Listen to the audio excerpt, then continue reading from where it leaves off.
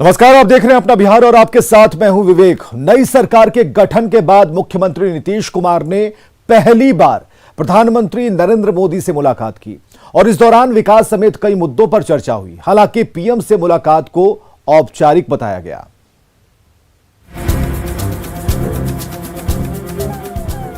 सरकार बनने के बाद पहली बार दिल्ली पहुंचे बिहार के मुख्यमंत्री नीतीश कुमार ने संसद भवन में प्रधानमंत्री नरेंद्र मोदी से मुलाकात की। दोनों नेताओं के बीच करीब आधे घंटे तक बातचीत हुई। नीतीश कुमार ने मुलाकात को औपचारिक बताया। लेकिन मिलना बहुत आवश्यक था, तो मुलाकात हो गई और बहुत चीजों पर चर्चा होती रही। जो कुछ भी उनका जो एक्सपीरियंस है और जो कुछ भी यहाँ से के माध्यम से कर रहे हैं, सब चीजों को तो हम लोग जानते ही हैं और वहाँ भी जो कुछ भी हो रहा है उसके बारे में भी परिचित हैं। तो इन्हीं सब चीजों पर, यूं ही पर्यावरण जैसी चीजों पर। पीएम से मुलाकात के बाद नीतीश कुमार ने कहा कि राज्य में विकास के बहुत काम हो रहे हैं। प्रधानमंत्री को सब पता है और केंद्र सरकार का सहयोग भी मिल रहा है। मुलाकात के पहले से ही तय है। कई चीजों के बारे में जो आपको हमने चर्चा की है, तो उसमें केंद्र सरकार का भी सहयोग है। सड़कों से लेकर के, इंस्टीट्यूशन से लेकर के कई चीजों में केंद्र सरकार का सहयोग है। तो ये सब तो हो ही रहा है। नई बातें जो हम लोग बात हो ही गई, चूंकि हम लोग की तो पहले ही से बातचीत है, तो उसी हिसाब से काम हो रहा है। आज तो एक औपचारिकता। विकास के मुद्दे पर नीतीश कुमार ने विपक्ष पर पलटवार किया। सीएम ने कहा कि राज्य में विकास के काम तो बहुत हो रहे हैं, लेकिन चर्चा आजकल सिर्फ निगेटिव चीजों की ही होती है और कुछ लोग बोल बोल के पब्लिसिटी पाने की जुगाड़ में रहते हैं। लेकिन अब देखिए, कोई बोलते हैं तो बोलना चाहिए और बोलेंगे तभी कुछ पब्लिसिटी मिलती है, तो उससे हमको कोई मतलब नहीं है, वो करता रहे। पीएम और सीएम की ये मुलाकात इसलिए भी खास है क्योंकि इस साल हुए बिहार विधानसभा चुनाव और एनडीए सरकार बनने के बाद सीएम नीतीश कुमार की पीएम मोदी के साथ ये पहली मुलाकात है। बिहार चुनाव में मिली जीत के बाद नई सरकार के शपथ ग्रहण समारोह में बीजेपी के कई बड़े चेहरे तो आए थे, लेकिन पीएम मोदी नहीं आ सके थे। विपक्ष के नेता तब से ही एनडीए के दोनों घटक दलों के बीच विवाद की अफवाह उड़ाने में जुटे थे। अब जबकि मंत्रिमंडल का विस्तार हो चुका है और नीतीश कुमार ने दिल्ली आकर बुधवार को गृह मंत्री अमित शाह और गुरुवार को पीएम से मुलाकात कर ली, तो उम्मीद है कि विपक्ष की तरफ से उड़ाई जा रही अनबन की अफवाहों पर पूर्ण विराम लग जाएगा। न्यूज़ 18 के लिए दिल्ली से अमितेश कुमार की रिपोर्ट। तो पीएम मोदी की मुलाकात के बाद मुख्यमंत्री नीतीश कुमार ने उपराष्ट्रपति वेंकैया नायडू से शिष्टाचार मुलाकात की और कोरोना की वजह से सीएम नीतीश कुमार चूंकि 11 महीने बाद दिल्ली गए हैं, तो ऐसे में वे तमाम लोगों से शिष्टाचार मुलाकात कर रहे हैं। मुख्यमंत्री नीतीश कुमार कल राष्ट्रपति रामनाथ कोविंद से भी मुलाकात करेंगे।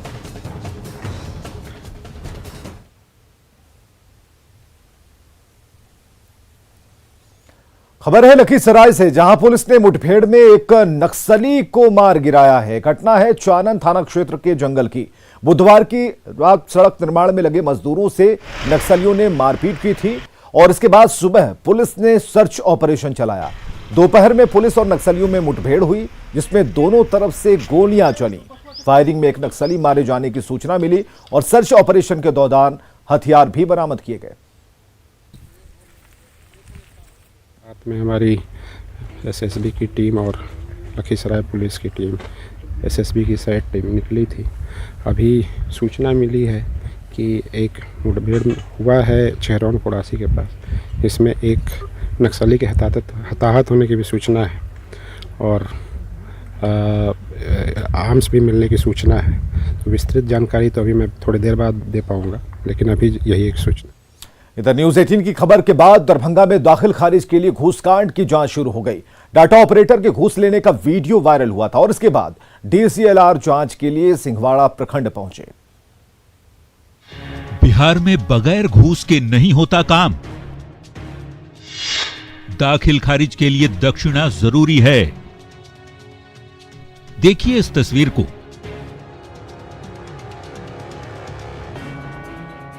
गले में गमछा लटकाए एक शख्स नोट गिन रहा है और बगल में बैठा शख्स उसे ध्यान से देख रहा है। कुछ देर बाद ये पैसे सफेद टी शर्ट वाले की जेब में पहुंच जाते हैं। बड़ी बात ये कि जहां से ये पैसे का लेन देन हो रहा है वो दरभंगा का सिंहवाड़ा प्रखंड दफ्तर है। पैसे लेने वाला शख्स यहाँ का डेटा ऑपरेटर ललन कुमार मेहता है और देने वाला बिचौलिया बताया जा रहा है। लोगों का आरोप है कि बिना लेन देन के यहाँ दाखिल खारिज नहीं होता। पता सर मेरा दाखिल खारिज नहीं हो रहा, रसीद नहीं कट रहा है। क्यों, क्या हो रहा है? बोलता पैसा जमा करो, पैसा भी जमा किया 6,000 रुपया। उसका बाद वो बोलता है कि ठीक है हो जाएगा। फिर 3-4 महीना दौड़ाया, फिर मैं बता थोड़ा पैसा दो। सिंघवाड़ा प्रखंड के वीडियो ने भी इस वायरल वीडियो की पुष्टि की है और कहा है कि दाखिल खारिज में लेन देन को लेकर कई शिकायतें मिल रही हैं। कई तरह के आक्रोश आए दिन हमको मिलते हैं ऑफिस में, लेकिन हम बोलते हैं कि भाई इससे हमको जुड़ा हुआ नहीं है। अब जाके सीओ साहब को बोला, लेकिन प्रखंड की बदनामी तो होती है, पूरे राज्य की बदनामी होती है। वीडियो के वायरल होने के बाद आरोपी डेटा ऑपरेटर ललन कुमार मेहता ने सफाई दी। ललन ने कहा कि सुरेश कुमार ने उनसे कर्ज लिया था और पैसे लौटा रहा था, इसी दौरान वीडियो शूट किया गया। पैसा जो मेरा लिए हुआ था ना वही पैसा हमको दे रहा है। कहाँ पे ये लेन देन कहाँ पे दी आपकी? वो कहीं जा रहे थे तो हम बोले कि यहीं पर काम, उस दिन जो है छुट्टी था कि क्या था, तो उसी समय हम बोले कि जाइए ले लीजिए, तब तक और व्यवस्था हम जो है करेंगे ना। डेटा ऑपरेटर चाहे जो सफाई दे, लेकिन सरकारी दफ्तर में बैठकर पैसे का लेन देन कई सवाल खड़े कर रहा है। सवाल है, वीडियो के कहने के बावजूद कार्रवाई क्यों नहीं हुई?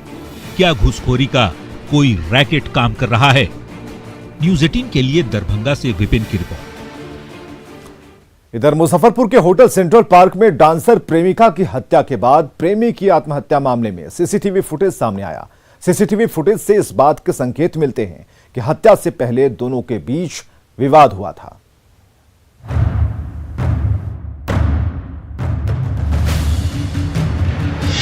डांसर प्रेमिका की हत्या का सच आया सामने।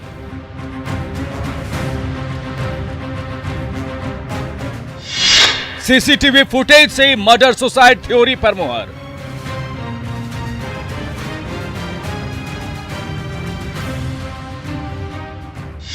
हत्या से पहले मनीष रानी में हुआ था विवाद।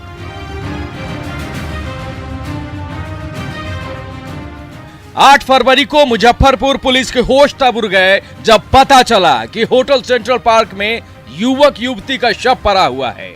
पुलिस ने प्रथम दृष्टया घटना को मर्डर सुसाइड का मामला बताया, लेकिन पुलिस के पास ना तो कोई सबूत था और ना ही गवाह। लेकिन होटल में लगे सीसीटीवी कैमरों ने घटना की सच्चाई सामने ला दी। खुद देखिए, 7 फरवरी को मनीष और रानी एक साथ होटल पहुंचते हैं। अंदर आते समय रानी खुद को कुत्ते से बचाती है और मनीष बुलेट्स उतरने के बाद भी हेलमेट नहीं हटाता। दोनों होटल के अंदर चले जाते हैं, खुद को पति पत्नी बताकर कमरा लेते हैं।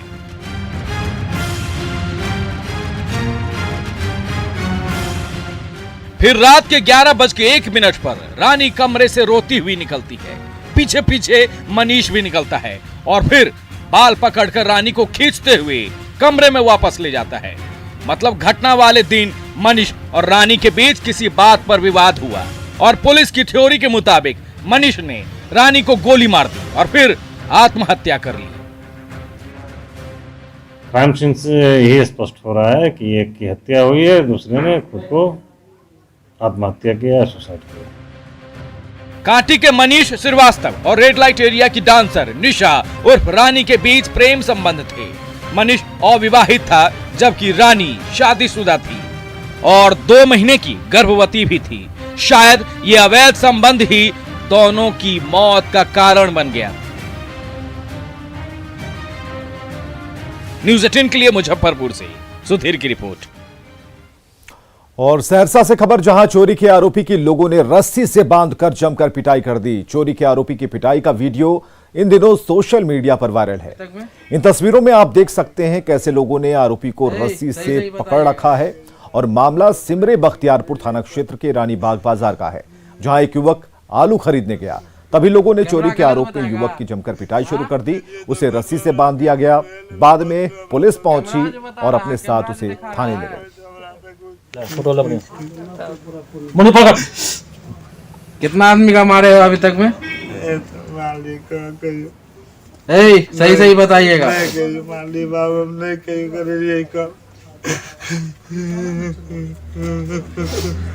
कैमरा गलत बताएगा। हाँ ये दुकान में हमरा कहे छ तो ले लो पतलो हमरा पर कैमरा जो बता रहा है, कैमरा जो दिखा रहा है हमरा तक कोई कैमरा तो। उत्तराखंड त्रासदी कई परिवारों पर आफत बनकर टूटी। समस्तीपुर के एक मजदूर नरेश दास भी हादसे के बाद से लापता हैं। तलाश जारी है, लेकिन अपनों के सब्र का बांध टूट रहा है। परिवार ने न्यूज़ 18 के जरिए सरकार से मदद की गुहार लगाई है। ये तड़प, ये आंसू,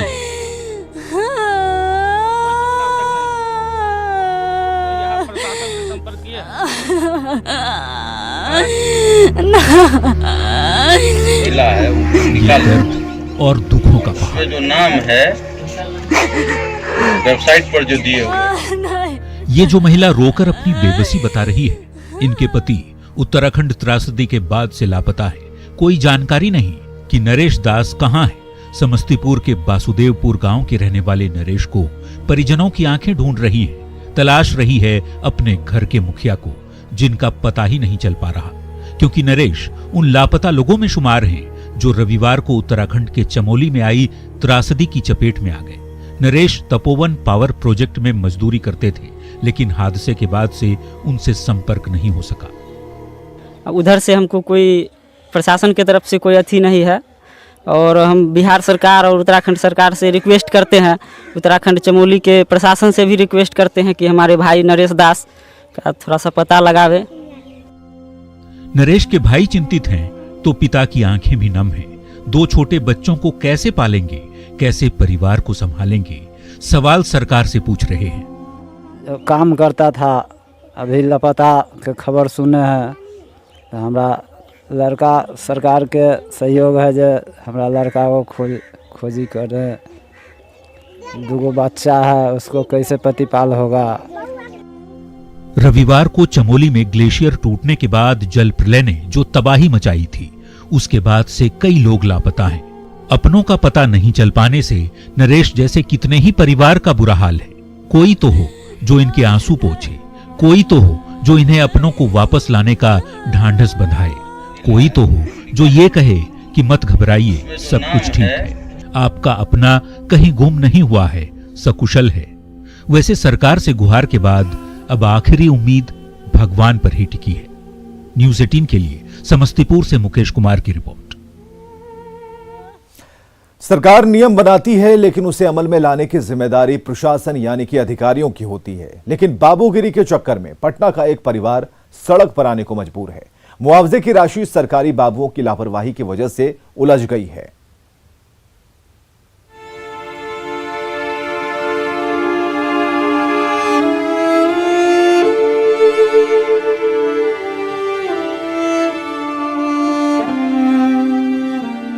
सर, मेरे पापा 28 तारीख को इंतकाल किए थे और मुझे बहुत दिक्कत हो रही। मेरे स्कूल भी बंद है, मेरी मम्मी को भी बहुत दिक्कत हो रही है। बिलखती हुई आलिशा के आंसुओं का हिसाब कौन देगा? कौन इसके सपनों को पंख लगाएगा? अपने पिता को याद कर 14 साल की आलिशा फफक पड़ती है। कोरोना के साथ साथ बेपरवाह सिस्टम ने इस परिवार पर ऐसा कहर बरपाया है कि अब ये परिवार सड़क पर आने को मजबूर है। ये है एहसान आलम, जो अब इस दुनिया में नहीं है। पिछले साल 28 सितंबर को कोरोना से एहसान आलम की मौत हो गई। सरकारी नियमों के मुताबिक मौत के 14 दिन के अंदर 4 लाख रुपया मुआवजा मिलना था, लेकिन 5 महीने बाद भी फूटी कौड़ी नसीब नहीं हुई। बोलते हैं पैसा मिल जाता है तुरंत, और 15 दिन 20 दिन के अंदर अंदर कहाँ, अब तक कोई सुनवाई नहीं हो रही। आखिर आप लोग, दिमाग नहीं काम करता है मेरा, क्या करें क्या नहीं करें। किराया देते देते हम कहाँ से दें इतना? 5 महीना किराया मेरा हो गया ऊपर। एहसान आलम की मौत के बाद सबसे बड़े अस्पताल एम्स से जारी इस चिट्ठी पर गौर फरमाइए। साफ लिखा है मौत की तारीख 28 सितंबर 2020, लेकिन सरकारी बाबुओं ने मौत की तारीख कुछ और ही चढ़ा दी। लिहाजा मुआवजा की राशि सरकारी भंवर में फंस कर रह गई। नियम है, कानून है, बावजूद इसके ये परिवार कराह रहा है तो गलती किसकी है? तो वो हम गए तो वो बोले कि सर आपका क्या है कि पोर्टल पे जो डेट है वो अलग है और वो जो एम्स से सर्टिफिकेट जो डेट मिला वो दोनों डेट अलग है, इसलिए डेट का इश्यू हो रहा है, इस वजह से आपका चेक फंस चुका है। सर अब क्या हो रहा है क्या नहीं हो रहा है ये तो हमको नहीं पता सर। जो हमको बोला गया सर हर चीज़ अपनी तरफ से किया गया, सारा पेपर वर्क सर हम कंप्लीट कर चुके हैं अपनी तरफ से। जितना पेपर सर हमारे जितने भी पेपर सर सब में आधार कार्ड हो गया, जितना भी वोटर ID कार्ड सब में एड्रेस बिल्कुल सेम है, पटना सिटी का ही है। जरूरत इस बात की है कि जिला अधिकारी और तमाम अधिकारियों के आंखें खुले और इस परिवार को मदद पहुंचे। अजय दुबे के साथ पटना से रवि एस नारायण की रिपोर्ट। प्रतियोगी परीक्षाओं में धांधली का आरोप लगाते हुए छात्रों ने आज पटना में प्रदर्शन किया। भिखन पहाड़ी से शुरू हुआ मुख्यमंत्री घेराव मार्च जब गांधी मैदान पहुंचा तब पुलिस ने बैरिकेडिंग कर मार्च को रोक दिया। बाद में मजिस्ट्रेट और पुलिस के समझाने के बाद छात्रों ने अपना प्रदर्शन रोका।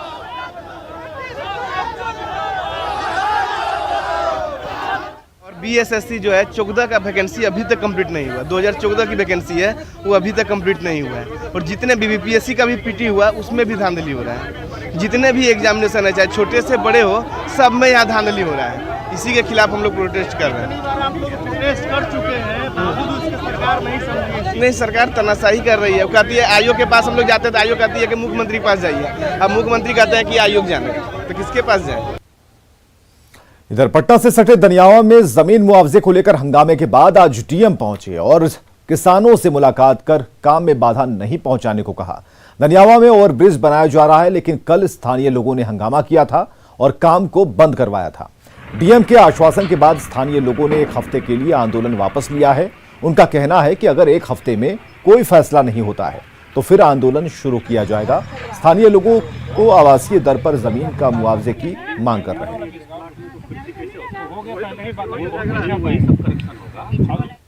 किसान का मुख्य रूप से आवासीय की मांग है। कृषि का पैसा मिला अभी तो वो आपत्ति के साथ हम लोग लिए हैं कि हम लोग को कहा गया है कि आपत्ति के साथ लीजिए, बाद में आपको मुआवजा दिया जाएगा आवासीय का। और DM साहब से हम लोग यही कह रहे हैं कि हम लोग को पैसा आवासीय का होना चाहिए। वो जरूर मिलना चाहिए और उसके लिए हम लोग भी प्रयास करेंगे, लेकिन काम में बाधा नहीं डाला जाए। 4 साल से काम रुका हुआ है, विकास का काम भी जरूरी है और लोगों को बहुत सुविधा हो जाएगी अगर ये बन जाता है तो आने जाने में। तो वो हम लोगों ने कहा है कि हम लोग जो है काम कराएंगे, उसमें व्यवधान नहीं डाला जाए और बाकी जो आपका दावा है न्यायोचित है वो जरूर हम लोग सपोर्ट करेंगे और उसको उपलब्ध करेंगे। पटना को स्वच्छ बनाना है, कदम से कदम बढ़ाना है। इस स्लोगन के साथ पटना नगर निगम पूरे पटना को स्वच्छ बनाने की दिशा में कदम बढ़ा रहा है। इसके लिए नगर निगम ने सड़क के किनारे दीवारों पर पेंटिंग और कलाकृतियां बनवाई हैं। जायजा लिया है अमित कुमार। गंदगी से बड़े बीमारी, स्वच्छता की करो तैयारी, कुछ इसी नारे के साथ पटना में इन दिनों जो है स्वच्छता सर्वेक्षण अभियान जो 2021 है उसकी तैयारी जोरों पे है। आपको दिखाना चाहेंगे कि ये देखिए, ये पटना की जितनी भी दीवार हैं वहाँ पे इस तरह से स्वच्छता अभियान को लेकर के जो स्लोगन है वो लिखे गए हैं और यहाँ पे एक मैसेज जो है वो पूरे शहर में इस तरह से दिया जा रहा है कि आप कैसे अपने शहर को जो है वो साफ सुथरा रख सकते हैं। साथ ही हाथ से हाथ मिलाना, गंदगी को दूर भगाना, जल ही जीवन है, तो जल जीवन हरियाली जो है उसके साथ साथ स्वच्छता को लेकर के एक अभियान जो है वो पटना नगर निगम के द्वारा चलाया गया है और इसी अभियान के तहत जो है वो पूरे पटना शहर में जो है कह सकते हैं कि स्वच्छता को लेकर के जो है एक अभियान चलाया गया है और इस अभियान में लोगों से भी जो है सहयोग करने की जो मांग है वो की गई है, अपील की गई है। तो लोग भी जो है वो इस मैसेज को पढ़ते हैं और इस संदेश को पढ़ने के बाद लोगों का भी जो है कहीं ना कहीं स्वच्छता को लेकर के एक जागरूकता जो है वो देखने को मिल रही है। तो ये एक बेहतर कदम जो है वो पटना नगर निगम का है, देखने को मिल रहा है। अमित कुमार, न्यूज़ 18 पटना। और खबरें लगातार जारी हैं, आगे देखिए जोहार झारखंड।